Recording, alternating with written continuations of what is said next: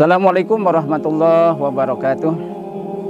Sahabat Dewan Dakwah Islamiyah Indonesia Provinsi Lampung, ada dua kekhawatiran yang dikhawatirkan umatnya oleh Rasulullah SAW. Yang pertama adalah menuruti hawa nafsu. Rasulullah SAW kenapa mengingatkan kepada kita, yakni umatnya tentunya, agar tidak mengikuti hawa nafsunya. Karena ketika seseorang mengikuti hawa nafsunya akan terjerumus tentunya ke dalam hal-hal yang tak diinginkan. Para pemirsa rahimakumullah, Imam Al-Bushiri mengatakan bahwa hawa nafsu itu diibaratkan seperti anak kecil yang menyusu kepada ibunya. Maka ketika tidak diberhentikan, dipastikan anak itu akan sampai dewasa menyusu kepada ibunya, kecuali disapihnya. Yang kedua, Imam Ali mengatakan bahwa hawa nafsu itu ketika dituruti akan menjadikan kita buta, akan menjadikan kita tuli, bahkan kita akan terjerat ke dalamnya, bahkan kita akan tersesat dalam hawa nafsu itu sendiri. Pemirsa rahimakumullah, bagaimana hawa nafsu ketika kita turuti ini akan tentu mencelakakan. Karena apa? Para pemirsa rahimakumullah, bahwa nafsu yang dituruti akan menjadikan seseorang, yakni menuruti apa yang menjadi keinginannya. Bagaimana ketika seseorang bernafsu untuk menginginkan harta, ketika kita tidak dikendalikan, maka orang tersebut untuk memenuhi harta yang diinginkan, dia akan mencapai dengan segala cara yang dia inginkan.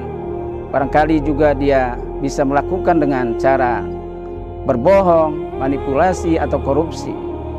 Begitu juga ketika seseorang mengikuti hawa nafsunya ingin mendapatkan tahta atau kekuasaan, bisa saja orang tersebut dia akan buta terhadap apa yang menjadi etika, apa yang menjadi norma, apa yang menjadi hukum, tak lagi melihat itu baik atau tidak.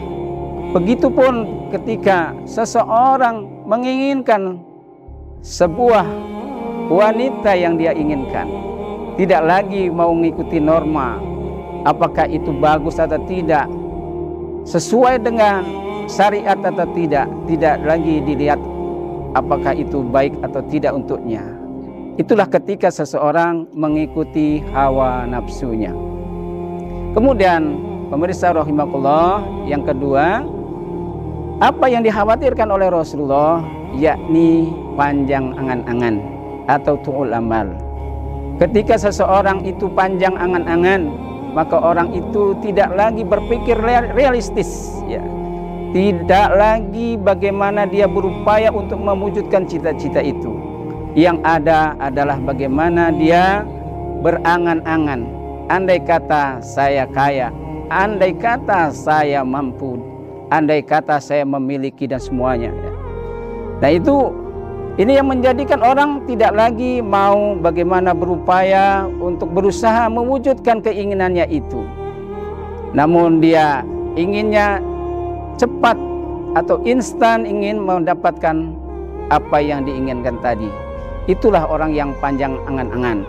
Maka tidak jarang bagaimana orang yang panjang angan-angan ketika ingin mewujudkan keinginan, seumpamanya kekayaan, maka yang terjadi dia mengambil jalan pintas.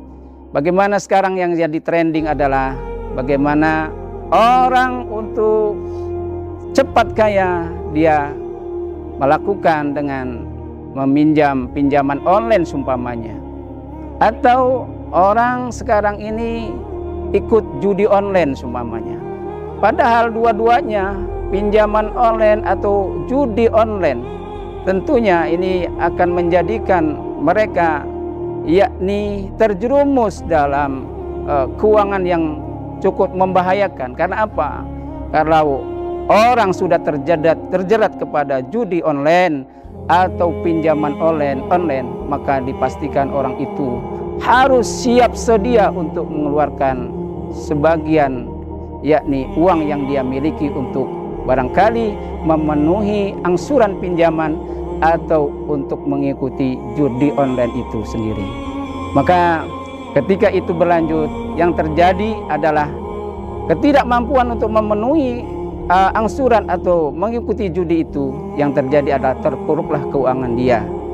Tentu itu semuanya karena terlalu panjang angan-angannya, ingin kaya tapi tak mau berusaha.